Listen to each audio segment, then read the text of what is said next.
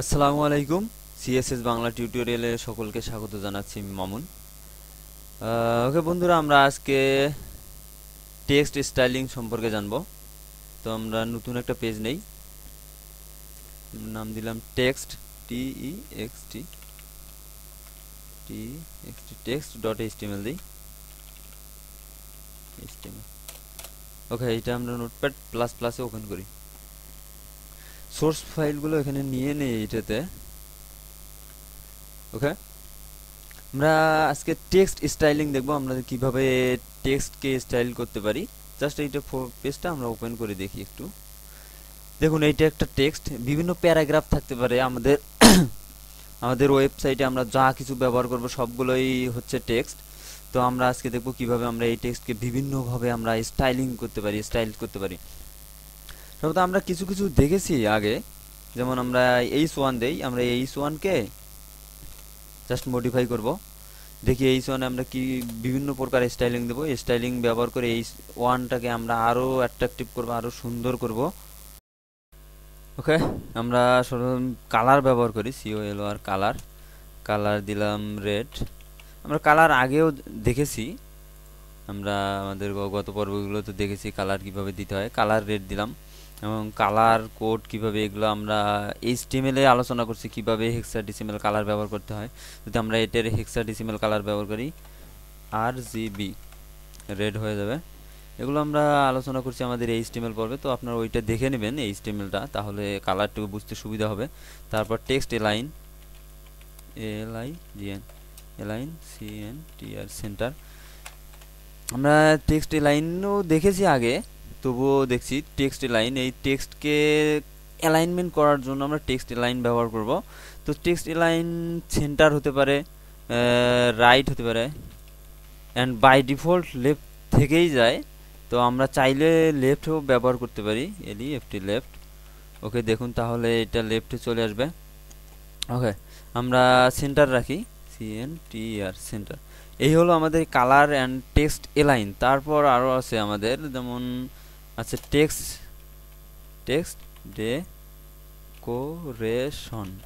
Text decoration none. None করে দিলে কিছুই আসবে না, আসলে বাই ডিফল্ট নানই আছে। তো আন্ডারলাইন দেই, আন্ডারলাইন, আন্ডারলাইন।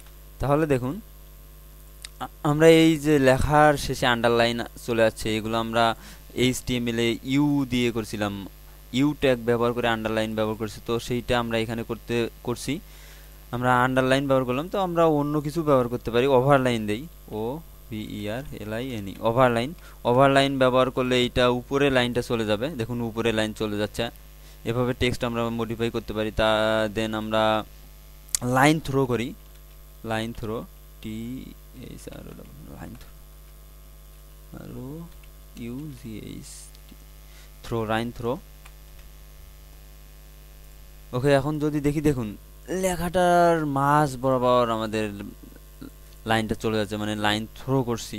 এভাবে আমরা লাইন থ্রো করতে পারি। দেন লাইন আপার কেস করতে, লাইন আন্ডারলাইন, ওভারলাইন ব্যবহার করতে পারি। ওকে, তারপর আমরা আর একটা নেই, প্যারাগ্রাফ নেই নতুন একটা, তাহলে বুঝতে সুবিধা হবে। এইটাতে কিছু ব্যবহার করি, পি অ্যান্ড পি। এইটাই কপি করে দিই অনেকবার।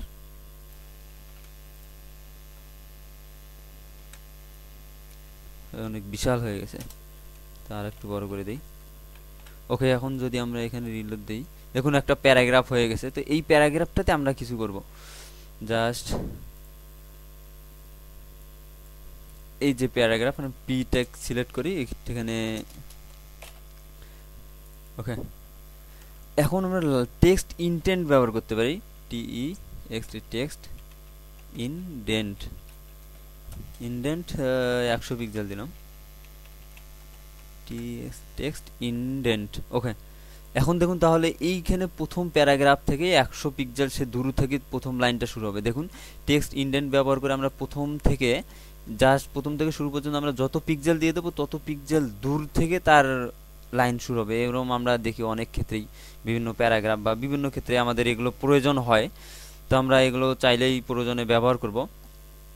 অ্যান্ড আর একটা বিষয় সেটা লক্ষ্য করি, সেটা হচ্ছে আমরা আর একটা হেডলাইন নেই, সরি কন্ট্রোল ডি প্রেস করি, H2 নিলাম, H2 H2। তো H2 তে কিছু ব্যবহার করি, H2। আমরা প্রয়োজন বললে আমাদের প্রয়োজন অনুযায়ী আমরা একটাতেই সবগুলো ব্যবহার করতে পারি, আমরা আলাদা আলাদা নিয়ে ব্যবহার করছি যাতে বুঝতে সুবিধা হয়। Text transfer, TRANS, transform, FORM, transform. Okay, text ট্রান্সফর্মের কাজ হচ্ছে আমরা যদি আমাদের লেখাগুলোকে আপার কেস বা লোয়ার কেস বা ক্যাপিটালাইজ করতে চাই তাহলে আমরা টেক্সট ট্রান্সফর্ম ব্যবহার করব। তো আপার কেস ব্যবহার করি, UPPERCAS, আপার কেস। যদি আমরা আপার কেস ব্যবহার করি দেখুন আমাদের লেখাগুলো সব বড় হাতের অক্ষর আপার কেস হয়ে যাবে। এইটুকু দেখুন আমাদের লেখা কিন্তু আমাদের আপার কেস ছিল না, এখন লক্ষ্য করুন আমাদের লেখাটায় কিন্তু আপার কেস লোয়ার কেস দুইটাই ছিল, কিন্তু আমরা সেটাকে আপার কেস করলাম এখানে। ওকে, দেন আমরা আপার কেস অথবা লোয়ার কেসও করতে পারি, LOWERCAS, লোয়ার কেস। অবশ্যই বানান ঠিক রাখতে হবে, নতুবা কাজ করবে না। দেখুন সবগুলোই লোয়ার কেস হয়ে গেছে, আমাদের এটা লেখা কিন্তু একই সেম আসছিল, কিন্তু আমাদের আপার কেস লোয়ার কেস ব্যবহার করার জন্য টেক্সট ট্রান্সফর্ম লোয়ার কেস হয়ে গেছে। আমরা ক্যাপিটালাইজ করতে পারি,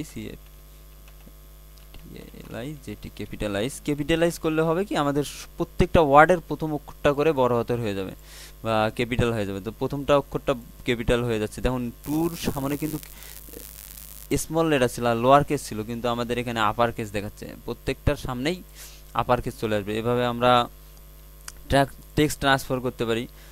দেন আমরা লাইন স্পেসিং ব্যবহার করব,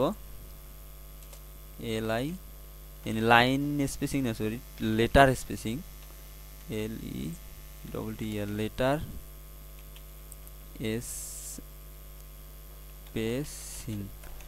লেটার স্পেসিং আমরা দিলাম 50 পিক্সেল। তাহলে দেখুন একটা লেটার থেকে আর একটা লেটার 50 পিক্সেল দূরত্ব বরাবর থাকবে, এইটাতে ব্যবহার করলাম।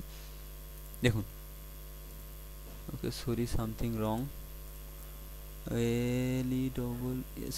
LE হবে, LETTER স্পেসিং 50 পিক্সেল।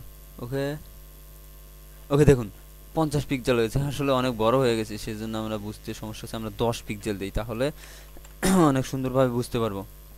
দেখুন লেটার স্পেসিং ব্যবহার করার কারণে আমরা প্রত্যেকটা একটা লেটার থেকে আর একটা লেটারে কিন্তু 10 পিক্সেল করে স্পেস থাকছে। তো এইটা আমরা যদি প্যারাগ্রাফেও ব্যবহার করতে চাই প্যারাগ্রাফেও ব্যবহার করতে পারবো, এখানে দেই সেভ দেই।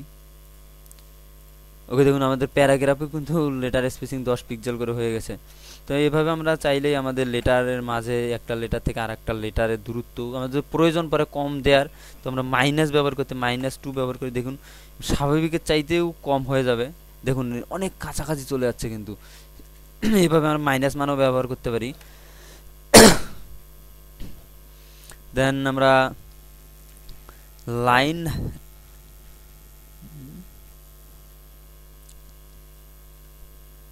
ওকে আমরা লেটার স্পেসিং ব্যবহার করলাম, আমরা লাইন হাইট ব্যবহার করব। আমরা লাইন হাইট এইটাতে ব্যবহার করি, LINE, line height, HEIGHT, line height আমরা দিলাম 90%। দেখি 90% ব্যবহার করার জন্য স্বাভাবিক 100% থেকে থাকে এবং আমরা লাইন হাইট 90% দিলাম তাহলে একটু কমে যাবে, দেখুন কমে গেল। যদি আমরা যদি প্রয়োজন পড়ে না আমাদের বেশি লাগবে তো আমরা 120% দিই, তাহলে দেখুন অনেক বড় একটু স্পেসটা বেশি হয়ে যাবে। বাই ডিফল্ট যেটুকু ছিল একটা লাইন থেকে আরেকটা লাইনের দূরত্ব তার চেয়ে বেশি হবে। আমরা যদি 150 দিই আরও বেশি হবে, দেখুন অনেকটা বৃদ্ধি পেয়ে গেল লাইনের হাইটটা। তো এভাবে আমরা টেক্সট ডেকোরেশন লাইন হাইটও ব্যবহার করতে পারি। অ্যান্ড আমরা অনেক সময় আমাদের প্রয়োজন হতে পারে উপরে নিচে অ্যালাইনমেন্ট করার জন্য, সেক্ষেত্রে আমরা ভার্টিক্যাল অ্যালাইন ব্যবহার করব। হয়তো বা এখানে ভার্টিক্যাল অ্যালাইনটা ভালোভাবে কাজ করবে না কারণ আমাদের নির্দিষ্ট হোয়াইট হাইট নেই। ভার্টিক্যাল অ্যালাইন টপ ভার্টিক্যাল, আমরা ভি অ্যালাইন ব্যবহার করছিলাম HTML, সেইটারে আমাদের CSS হচ্ছে ভার্টিক্যাল অ্যালাইন। আমাদের এখানেই ফিক্সড আছে তো ওই জন্যই দেখাচ্ছে না আমাদের। এটা তো আমরা যদি হোয়াইট হাইট ব্যবহার করতাম তাহলে বুঝতাম। তো আমরা হোয়াইট হাইট দিই, HEIGHT হাইট 200 পিক্সেল। দেখি ওকে দেখুন 200 পিক্সেল আছে, আমরা ভার্টিক্যাল অ্যালাইন বটম করে দেই, BOTTOM বটম।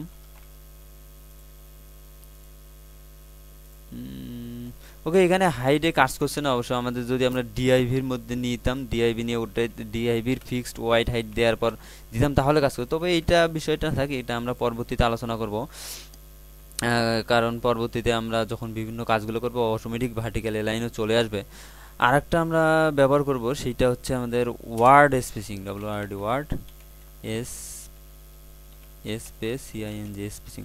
ওয়ার্ড স্পেসিং আমরা ব্যবহার করি, একটা ওয়ার্ড থেকে আরেকটা ওয়ার্ডের দূরত্ব কত হবে। আমরা একটা দিলাম 20 পিক্সেল, দেখি তাহলে দেখুন আমাদের যে প্যারাগ্রাফে একটা ওয়ার্ড থেকে আরেকটা ওয়ার্ডের দূরত্ব 20 পিক্সেল হয়ে যাবে। দেখুন প্রত্যেকটা ওয়ার্ডের থেকে একটা ওয়ার্ডের দূরত্ব 20 পিক্সেল হয়ে যাচ্ছে।